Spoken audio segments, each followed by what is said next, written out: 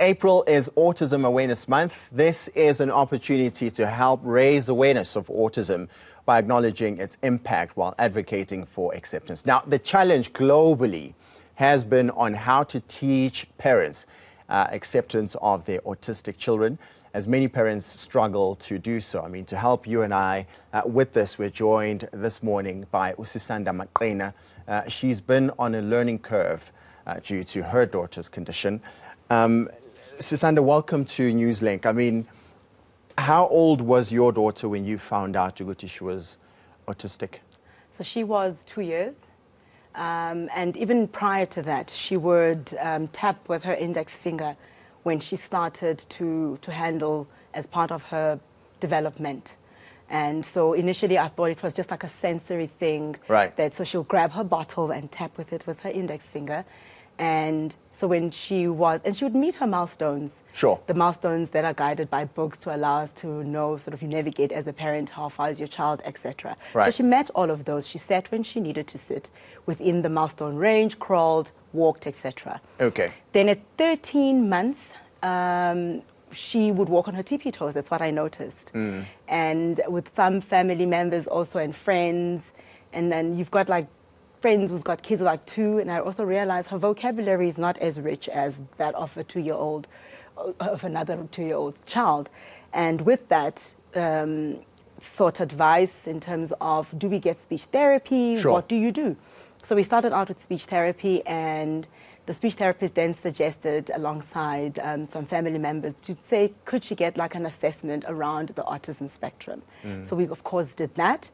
And the conclusive decision came when she turned 4. Okay. So they gave us that window of 2 years to see how far she can sort of go. And then they gave us the conclusive diagnosis when she was 4.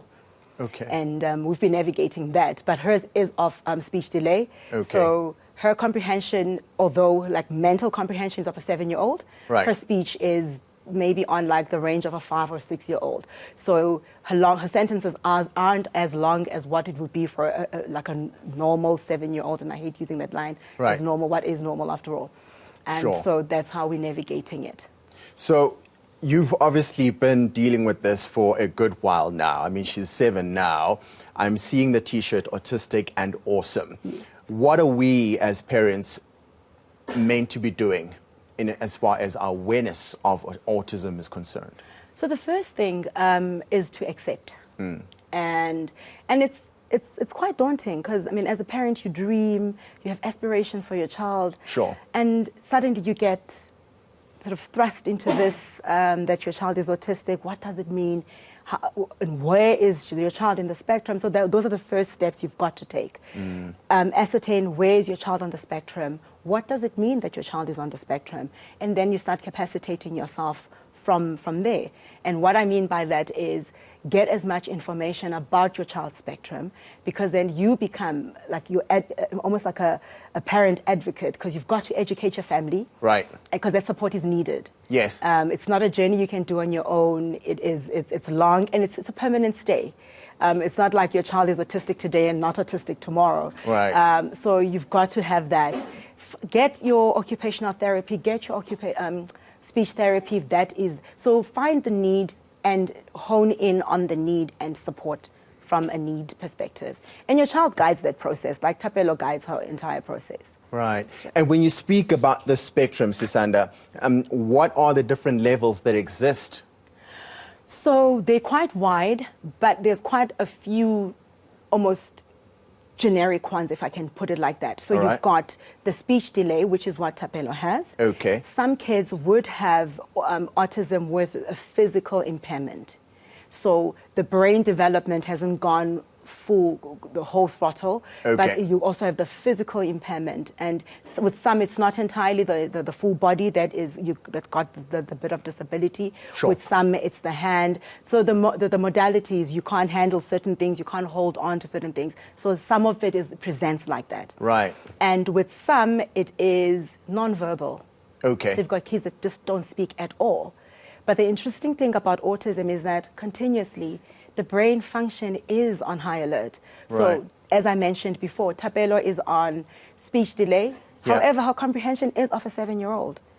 So It's an intriguing space. And you can't narrow it down and say this is what it is in its entirety, but towards your child's needs, you can break it down from that perspective.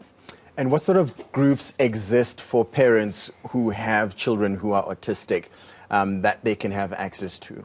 So there's various groups. For instance, we belong to the Puzzle Piece Convo. Okay. And it's a WhatsApp group, and I think we probably are global. Right. There've been initial initiatives that are not in Joburg, but the people that are getting encouraged to. So there's quite a few out there. One has just got to navigate and find out what are these support groups and where are they based. And a lot of them, unnecessarily, as I'm saying, provincially based, but because we've got autistic kids all over, the information spreads out, the activation spread out, etc. We also have a school that she goes to, and it's called the Key School. Okay. An incredible school. The support is amazing. And what I mean by that is the education programming for my daughter was developed specifically for her. And that's what they do for each child. And it's called the Individual Development Program. And it's based on each child's need. And that's what I loved about the Key School. Incredible. How easy is it to find various schools that cater for children like Utapelo? Sadly, not so easy, because also information is web-based, but also it's quite expensive. So it doesn't cater to everyone for now. And this is why it's so important that I use these platforms to come on to say, who's out there that can assist parents who can't afford? Sure. Because for right now, the rate in South Africa is that unemployment is a huge deal. Yeah. So what do you do? So I'm hoping through these platforms, thank you so much, you guys, that you give us this voice and you give us these opportunity to come and say, autism is part of our growing sprout right now. And we're just different. Our kids are different. And so what do you do to assist? There are government schools, but the facilities aren't as sensitive, because children with autism are also quite sensory sensitive. Sure. So you can't have more than 10 kids in a room to learn, because then the one child is probably light sensitive, hearing sensitive. There's quite a lot of these sensory challenges that you've got with kids who are autistic. So, and our government schools for right now are not catering to that. You've got like 30, 40 kids in a room, and that's already overwhelming for a child who's autistic. Autistic and awesome. Sisanda, thanks for stopping by. Thank you so much for having me. Good luck with Utapelo. Thank you.